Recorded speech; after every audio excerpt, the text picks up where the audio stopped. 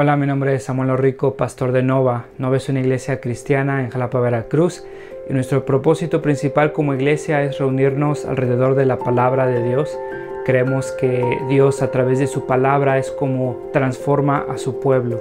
Nos llama a creer, a arrepentirnos, a amar lo que antes aborrecíamos, a aborrecer lo que antes amábamos. Y entonces, antes de empezar con esta prédica, déjame recordarte un par de cosas. El propósito principal para subir estas predicaciones en línea es para aquellos comprometidos con una iglesia local que no pudieron asistir por cualquier razón a su iglesia este domingo. Estas predicaciones son un recurso para nosotros, para poder crecer, para poder escuchar la palabra de Dios. Sin embargo, creemos que un cristiano no puede existir sin una iglesia. Creemos que el contexto bíblico en el cual el cristiano crece y se sustenta como cristiano por la gracia de Dios es a través de su iglesia local, sometiéndose a un liderazgo local, amándose unos a otros, sirviéndose unos a otros, perdonándose unos a otros. Un cristiano no puede vivir su vida cristiana simplemente consumiendo predicaciones en una pantalla de su televisión, de su computadora. Entonces te animamos a comprometerte con una iglesia local. Si no pudiste asistir a una iglesia este domingo, nos da gusto que estés viendo este video. Disfrútalo, nuestra oración es que te sea de bendición. Sin embargo, si no te has comprometido con una iglesia local, mi oración es que puedas comprender que el amor de Dios se refleja en medio de su pueblo, mostrándose en la iglesia local. Nuestra oración es que Dios siga transformando nuestro país, que el Evangelio siga siendo proclamado, que la sana doctrina siga expandiéndose en nuestras iglesias y cada vez más cristianos podamos adorar a ese Dios soberano que nos ha mostrado su gracia a través de Cristo a pesar de lo que somos. No se equivocaron de pasaje. Este pasaje es el que vamos a ver para celebrar la resurrección de nuestro Señor. Y déjame explicarte por qué vamos a elegir, por qué vamos a predicar este pasaje. Estoy convencido que toda la Biblia habla del Evangelio, apunta a la muerte y resurrección de nuestro Señor. Entonces, este pasaje es muy bueno para hablar de la resurrección. Otra razón es que muchas veces la iglesia se llega a acostumbrar a pasajes. Te lo he confesado antes, en esas fechas emblemáticas que tenemos, como por ejemplo Navidad, sabes, la dificultad de aquel que está predicando es confiar que Dios hace su obra y despertar a la iglesia de tal vez ese adormecimiento de la natividad y asumimos que ya sabemos de qué se trata, porque ya lo hemos leído tantas veces.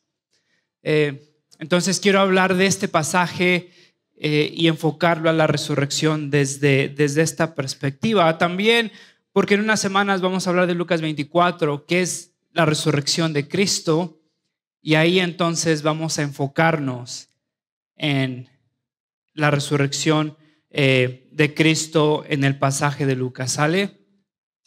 Quiero el día de hoy hablarte de qué es lo que celebramos y quiénes son los que celebran la Pascua, el domingo de resurrección.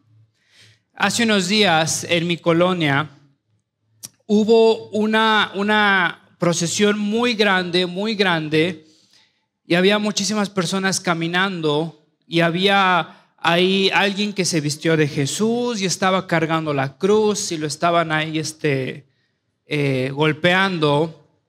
Había muchas personas cargando cuadros de la Virgen, de Jesús, de diferentes santos, y eran cuadros muy grandes. Ahí iban caminando, eran las 12 del día, había muchísimo sol, la gente estaba sudando obviamente, yo en mi casa tenía calor.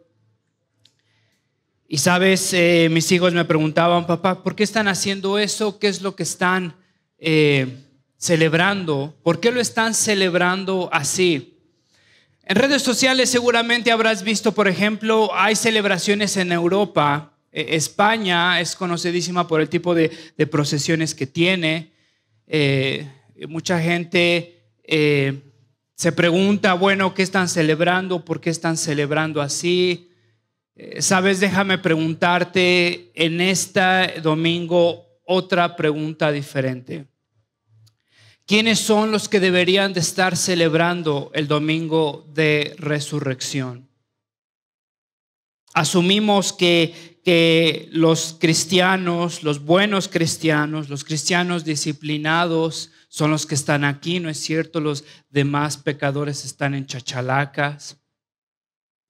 Quiero que veas conmigo dos características de aquellos que han de celebrar el domingo de resurrección: humildes y fieles. Y esos son los frutos que Dios ha producido en su pueblo a partir de la resurrección. Nos ha hecho humildes y nos ha hecho fieles. El domingo de la resurrección es la victoria de Cristo sobre el pecado y la muerte. Y en la resurrección, Cristo ha garantizado todas sus promesas. Ha inaugurado el reino. ¿Te acuerdas que hablábamos del reino de aquí y no ahora? Es el reino donde ha comenzado y los beneficios del reino los ha disfrutado la iglesia, y aún así esperamos el establecimiento del reino en la segunda venida de nuestro Señor. Jesús muere, resucita. Cuando resucita, garantiza y asegura todas las promesas que nos ha dicho en el Evangelio.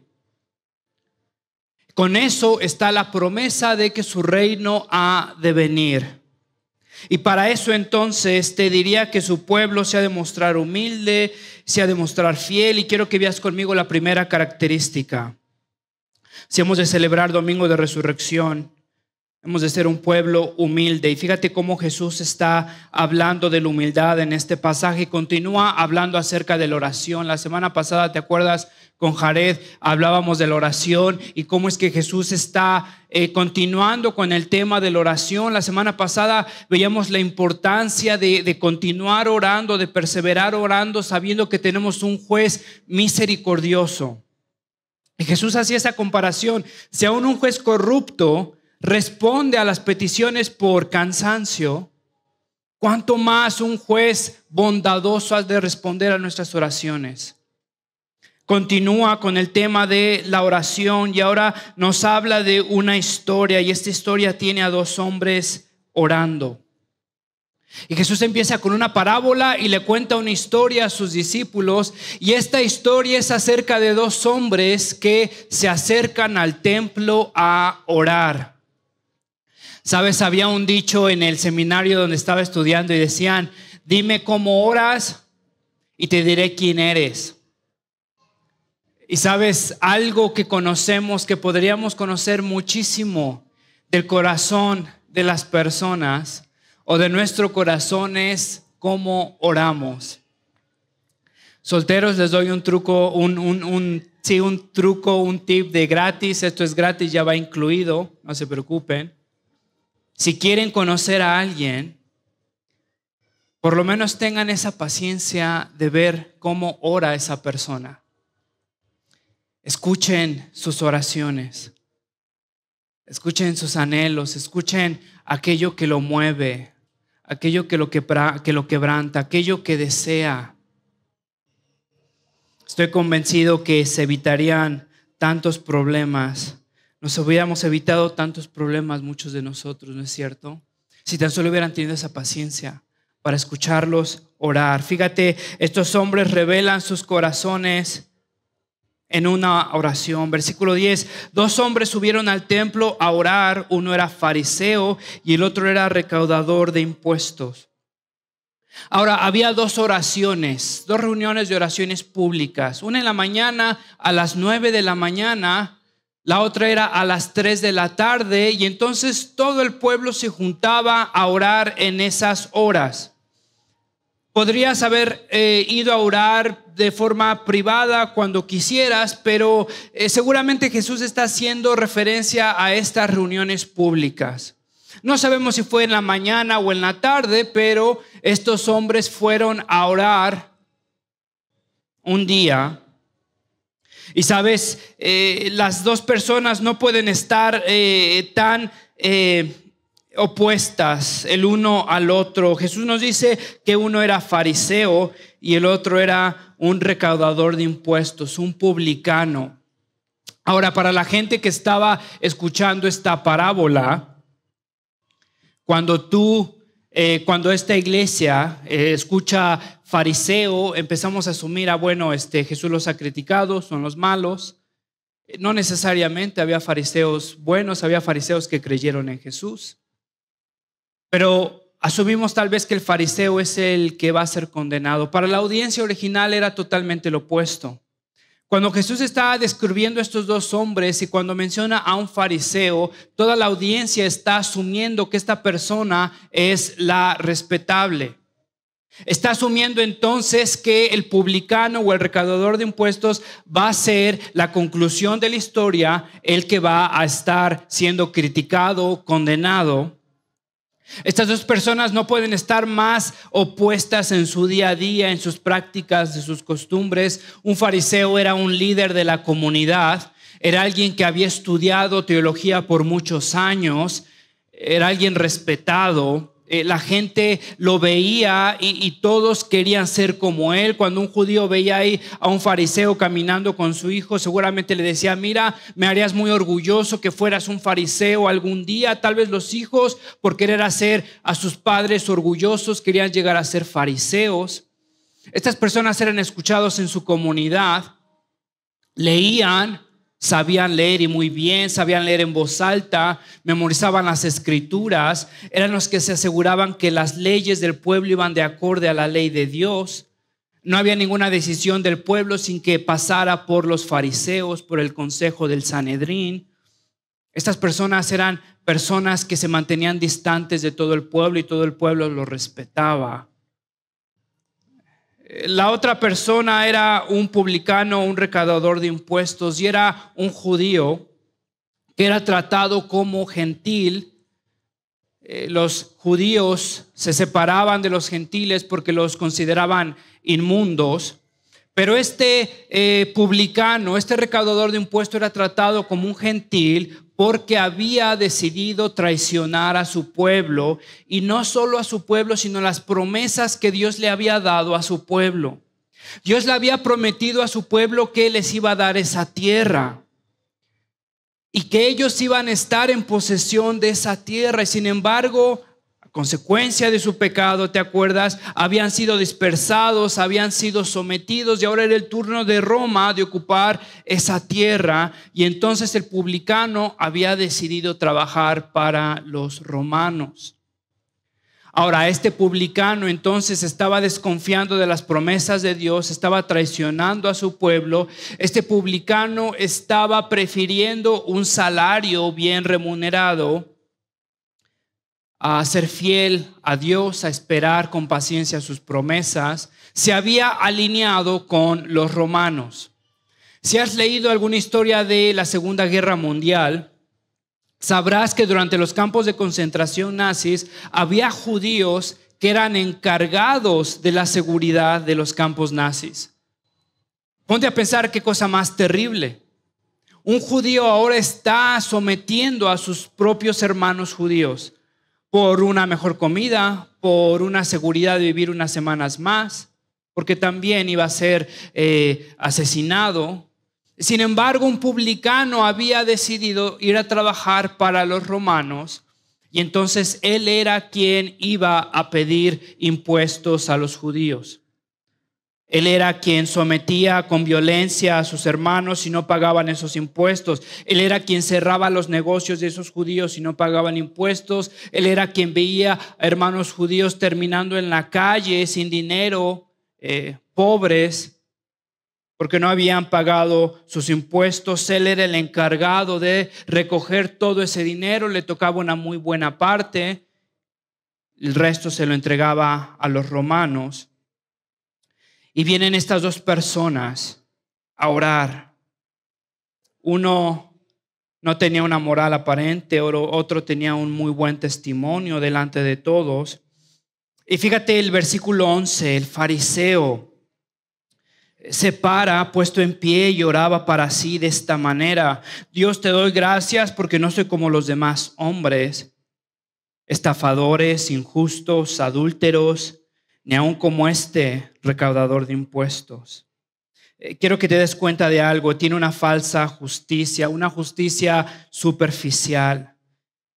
Este hombre decía que con la mirada hacia arriba, culturalmente cuando un judío oraba lo hacía mirando hacia abajo, en señal de humildad, en reconocimiento de quién era Dios, de quién era esa persona.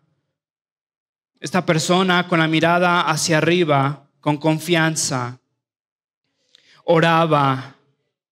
Y sabes, comentaristas están seguros que era tal la confianza de este hombre que seguramente estaba delante de todos. Había una pared separando el lugar santo donde los sacerdotes ofrecían sus sacrificios, de donde esta persona estaba orando, y están seguros que esta persona estaba tan confiada en su santidad, en su testimonio, que esta persona estaba enfrente de todos, pegadito a la pared, y si pudiera él, si hubiera podido, hubiera entrado ahí al lugar santo a orar con los sacerdotes.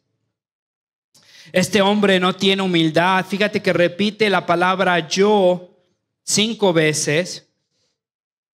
Yo no soy, yo ayuno, yo diezmo. Fíjate que su agradecimiento es bastante superficial. Date cuenta que empieza, te agradezco, y empieza diciendo yo. En otras palabras, se podría traducir como si estuviera orando: Dios, gracias porque soy un tipazo. Fíjate que su justicia es relativa. ¿Qué quiero decir con esto? Que su referencia para ser justo es el publicano o son los pecadores. Quiero que te des cuenta que esta persona no está considerando su santidad en referencia al santo, sino que está considerándose más santo que los demás. Fíjate lo que dice: no soy como ellos. No soy estafador, no soy injusto, no soy adúltero, ni como este. Esta persona ve alrededor y ve que las demás personas son más pecadoras que él, y entonces tiene la confianza para decir que no es como ellos. ¿Por qué está tan confiado? Versículo 12, vemos en qué basa su seguridad. Yo ayuno 2 veces por semana, doy diezmo de todo lo que gano. Ahora, tal vez con esto no tiene mucho sentido para ti. El ayuno era anual. Culturalmente se esperaba que un judío decente, ayunara una vez al año, y era solamente en el día de la expiación. Y en ese día el significado bíblico del ayuno era para no distraerte y tener más tiempo para meditar. Entonces te abstenías de todo el trabajo que era de cocinar. No había llegado el horno de microondas en ese entonces. Era preparar el fuego, era ir a conseguir la leña, era ir a preparar la carne, era todo eso. Y entonces el día de la expiación era: este día es especial, vamos a abstenernos de eso. Y lo único que hacían era comer agua y tomar agua y comer pan. Ese era el ayuno. Sin embargo, este hombre quiere demostrar su piedad, y entonces ayuna 2 veces por semana. Una vez al año era el ayuno judío.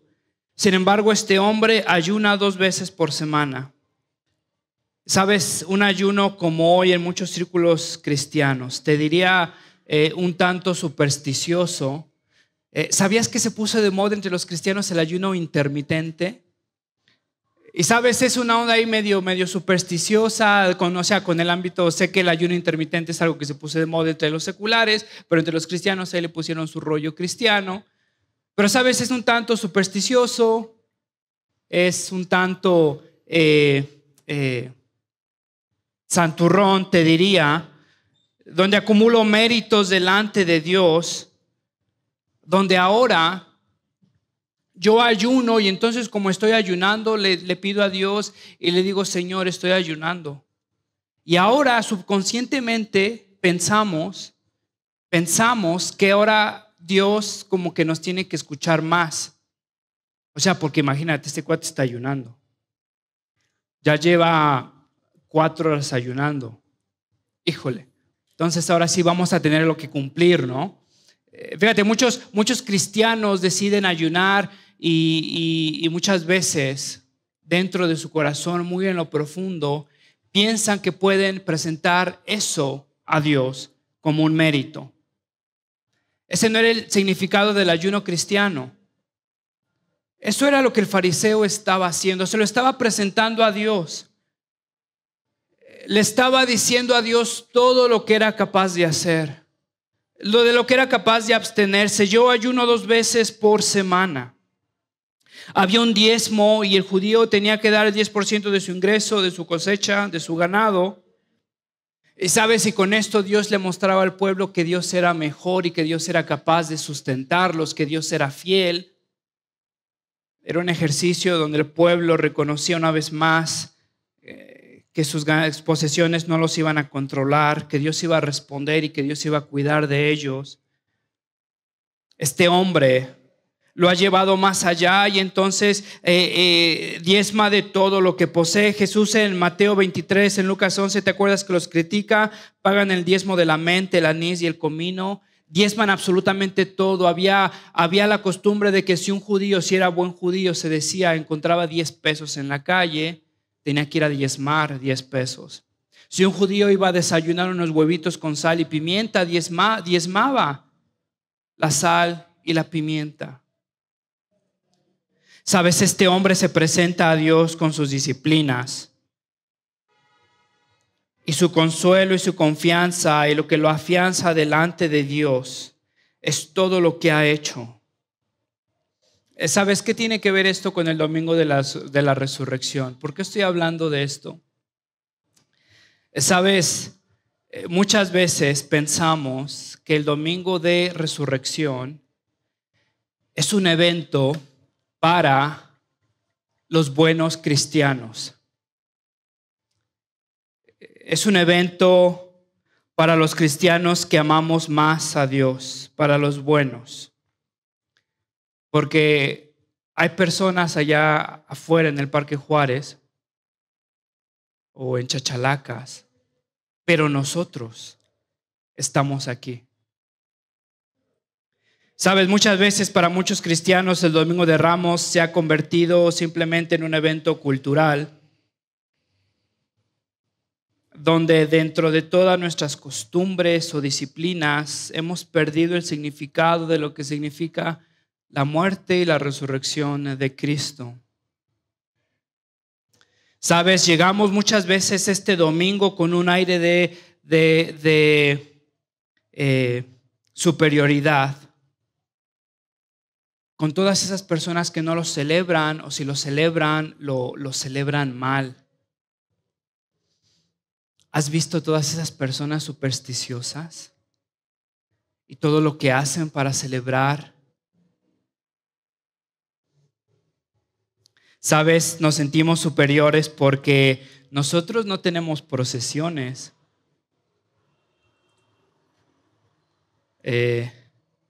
Nosotros, ¿sabías que hay personas que se abstienen de carne en la Cuaresma? Y sabes, los vemos y tal vez nuestros hijos nos preguntan, oye papá, ¿por qué ellos no comen carne? Y toda nuestra sapiencia teológica se resume en esto. Es que los católicos no saben. Es que no saben, es que lo hacen mal. ¿Sabes? Llegamos incluso a celebrar este tipo de cosas. Me atrevería a decir un tanto como los fariseos. Llegamos a sentirnos superiores de todas las personas que están alrededor y te diría que se nos ha olvidado. Se nos ha olvidado el significado de la resurrección, de la muerte de nuestro Señor. Nos sentimos superiores porque nosotros no nos abstenemos de carne, aunque no sentimos vergüenza de que nuestra vida carece de disciplina o no somos capaces de ayunar o no hemos sido capaces de ayunar en toda nuestra vida cristiana. Sabes, llegamos con una justicia relativa, nos sentimos mejor porque lo hacemos o porque no lo hacemos. Y el domingo de resurrección, entonces, lo que significa es un evento que reafirma nuestra justicia. Quiero que veas entonces cómo celebramos o cómo deberíamos de celebrar el domingo de resurrección. Quiero que veas al publicano. Fíjate lo que dice: en cierta distancia. Esta persona no se quería acercar, no quería alzar sus ojos. No tenía nada que ofrecer, se sentía despreciado, sentía la culpa y la vergüenza. ¿Sabes cómo se iba a acercar a un Dios que lo había traicionado? ¿Cómo se iba a acercar a un pueblo que había atentado en contra de él? Fíjate lo que dice este publicano, fíjate lo que dice su oración: Dios, ten piedad de mí, pecador. La Reina Valera o la Reina Valera contemporánea, fíjate lo que dice: sé propicio a mí, pecador. Una oración bastante interesante. ¿Sabe lo que significa propicio? Viene de la palabra relacionada al sacrificio de propiciación. ¿Y sabe lo que significa esta palabra propiciación? Significa cubrir. El sacrificio de propiciación entonces era un sacrificio que el pecador hacía para cubrir su ofensa y que Dios ahora fuera bueno, fuera propicio hacia él. Entonces el sacrificio era un instrumento pedagógico de Dios para su pueblo. Nos enseñaba el costo que había tenido nuestro pecado. Entonces cubría nuestra ofensa y ahora Dios se podía acercar a nosotros. Una característica interesante de este sacrificio era que el pecador, aquel que era pecador, lo tenía que haber ofrecido. En otras palabras, si yo quería hacer propiciación por mi pecado, no podía mandar ahí a un cuate de una moto, le mando un WhatsApp y que vaya a presentar un sacrificio de propiciación por mí. Yo tenía que ir. No había servicios de moto ahí, no había mensajería, yo tenía que ir a hacerlo. No podía mandar absolutamente a nadie más. Era mi pecado, era mi ofrenda, era mi sacrificio y yo tenía que ir a presentarlo. Date cuenta que este publicano no tenía absolutamente nada. Date cuenta que este publicano está afuera del templo, no se podía acercar, ni siquiera podía, aunque quisiera, acercarse al templo. Era amontonado con los no judíos, con los gentiles, con los bárbaros. No tenía nada que ofrecer. Y lo único que se le ocurre decir en este momento es: sé propicio a mi pecador. Date cuenta lo que le está pidiendo a Dios.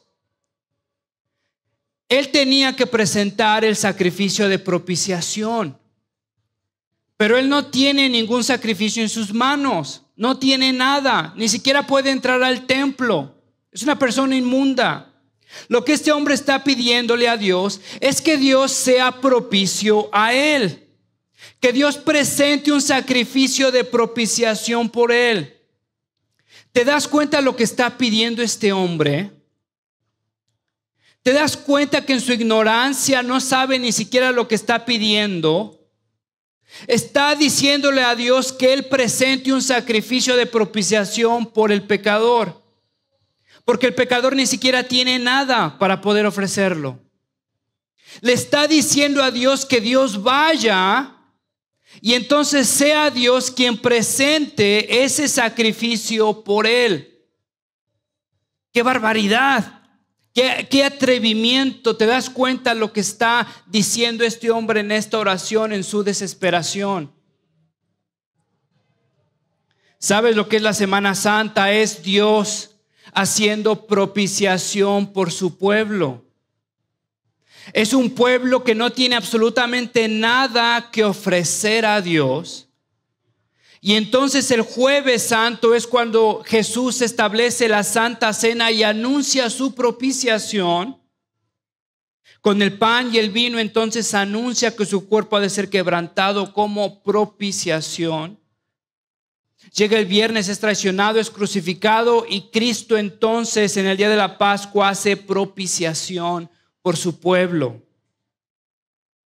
Llega el domingo, resucita y con su resurrección garantiza todas las promesas de redención, propiciación, glorificación para su pueblo. ¿Te das cuenta cómo es que llega un cristiano a un servicio así? Celebrando la resurrección de Cristo, pero no sin antes recordar que resucita porque tuvo que morir por cada uno de nosotros. Porque nosotros no teníamos absolutamente nada para presentarle a Dios, y en nuestra desesperación hicimos la misma oración que este hombre: sé propicio a mí. Y es Dios entonces quien hace propiciación por su pueblo, sin nada que ofrecer más que nuestro pecado y nuestra necesidad. Es Jesús entonces que dice: este hombre descendió de su casa justificado, pero aquel no. Porque todo el que se engrandece será humillado, pero el que se humilla será engrandecido. Déjame terminar con el segundo. Dijimos que aquellos que han de celebrar la resurrección han de ser humildes, han de ser fieles. Versículo 15 al 17, Jesús nos cuenta, nos está describiendo aún las características del discípulo, y entonces nos habla de que los discípulos están impidiendo que los niños vengan a Él.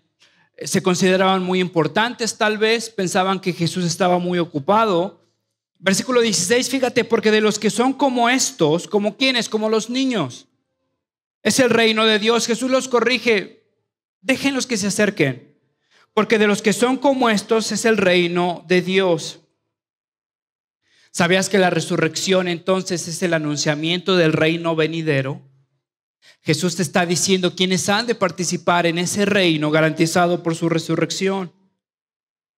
Porque los que son como estos, ¿cómo es que niños? ¿A qué se refiere? Versículo 17: en verdad les digo que el que no recibe el reino de Dios como un niño, no entrará en él. ¿Sabes? ¿Quieres participar de los beneficios de su resurrección? Jesús dice que tienes que ser como un niño. No es que te va a convertir en niño, tienes que ser como un niño. Versículo 17 dice que lo tienes que recibir como un niño. Las promesas del reino se reciben como un niño. ¿Qué quiere decir Jesús? Sabes, cuando mis hijos estaban creciendo, todavía estaban muy chiquitos, más chiquitos. Y cuando estábamos viviendo en el extranjero, no había mucho chile, no había muchas salsas, no podía comer mucho. Cuando llegamos a México, empecé a disfrutar otra vez el chile seco, la salsa Valentina, las salsas de mi mamá. Me empecé a atragantar de chile. Y sabes, para mis hijos les daba de probar y no les gustaba porque picaba, entonces no veían la necesidad de comer chile. Y me preguntaban: ¿qué es esto y por qué lo comes? Y yo, de broma, se me ocurrió decirles algo que se hizo una verdad entre ellos. Y hasta ahora, si les preguntas, te lo van a decir. Espero que ya no lo crean. Pero yo les dije: ¿sabes por qué como chile? Es que cuando comes chile te sale bigote y barba, y yo quiero llegar a tener bigote y barba. Y me veían sorprendidos. Y sabes, cada día, no te miento, cuando me veían comer chile, se acercaban y me empezaban a tocar. Y me decían: oye, pa, como que necesitas comer más chile. Y yo le decía: sigo, por eso voy a comer más chile, por eso estoy comiendo más chile. Y sabes, me di cuenta de la inocencia y de su corazón cuando ellos le empezaron a decir a las demás personas que no comieran chile, no comieran tanto chile porque les iba a salir barba y bigote. Sabes, Jesús nos está diciendo que las promesas de su reino son recibidas como niños, con la credulidad, con la inocencia de un niño, con la esperanza de un niño. Fe para creer en la resurrección, en las vidas transformadas a raíz de su resurrección, de Pedro, de Pablo, la tuya, la mía. Fe para anclarnos en las promesas de su resurrección, aún en medio de la muerte y el pesar. ¿Dónde está, oh muerte, tu victoria? ¿Dónde está, sepulcro, tu aguijón?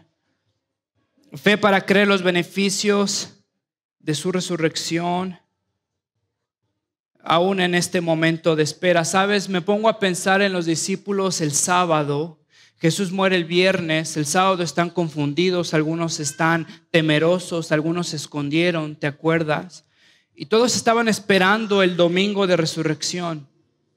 Sabían lo que Jesús les había dicho y sin embargo estaban esperando y muchos dudando, atemorizados.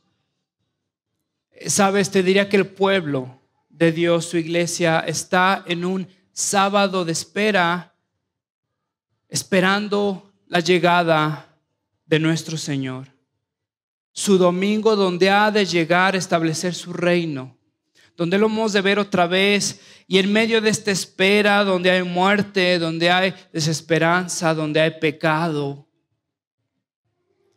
donde hay desconsuelo, donde hay cansancio, sabes, lo hemos de esperar humildes y creyentes, que Él ha de venir, que ha de cumplir sus promesas, que Él ha resucitado y ha garantizado cada una de sus promesas. Sabes, su resurrección nos garantiza al Espíritu Santo, y el Espíritu Santo produce frutos y nos da humildad para reconocer nuestro pecado y fe en la espera. Déjame terminar con esta historia. Un hombre y una mujer fueron a la iglesia un domingo de resurrección. El hombre se sentía indignado por todas las personas que fueron a la playa en esas fechas y por las otras que preferían quedarse a dormir en sus casas que ir a la iglesia. La mujer, por el otro lado, terminó en la iglesia tras un ataque de ansiedad después de pelearse con su novio, todo consecuencia de unas cervezas. Después de escuchar el evangelio, al terminar el servicio, el hombre se ofreció para orar porque sabía que era el más calificado y quizás el único. Hizo una pausa, respiró hondo y comenzó a orar en un tono grave, con una cadencia dramática y con el tipo de palabras que aprendió en la versión de su Biblia favorita. Oh Dios altísimo y soberano Señor, heme aquí tu siervo que con un corazón contrito y un espíritu reverente te presento ofrendas de gratitud. Por cuanto has tenido a bien apartarme del camino malvado por donde muchos escogen andar. No he cometido adulterio. No ha sido mancillado mi buen testimonio. Y doy gracias a tu nombre porque me has permitido servir como diácono de esta tu iglesia por más de 20 años. Has prosperado mi negocio en gran manera, de tal forma que puedo ofrecer más allá del diezmo que la mayoría ofrece. Me he faltado a la escuela dominical por más de 10 años, ni aun cuando estoy enfermo. Tú sabes que en tiempos pasados entonaba alabanzas en el coro, no fumo, no tomo, no digo groserías. Pero al fondo de la iglesia, en las últimas sillas, estaba María. Era alguien que todos conocían. Todos sabían de su estilo de vida anterior y de cómo esto la llevó a tener consecuencias en su vida. Madre soltera, divorciada, con 2 trabajos para poder pagar las cuentas. La mayoría de la iglesia se convenció de que simplemente no era lo suficientemente segura como para invitarla a sus casas. Aún así insistía fielmente en ir a la iglesia y al estudio bíblico cada semana. María no sabía lo que estaba haciendo ahí, ni se sentía segura de cómo orar. No sabía ni cómo orar, pero con la cabeza entre las manos, sollozando casi desconsoladamente, sin querer levantar la cabeza y tratando de contener las lágrimas, María oraba a Dios. Dios, escúchame. No tengo nada que ofrecerte. No merezco que me ayudes. Y ve dónde estoy. Señor, una vez más necesito de tu misericordia. Protege a mis hijos. Cámbiame. Les digo que esta mujer salió de la iglesia justificada, pero aquel no.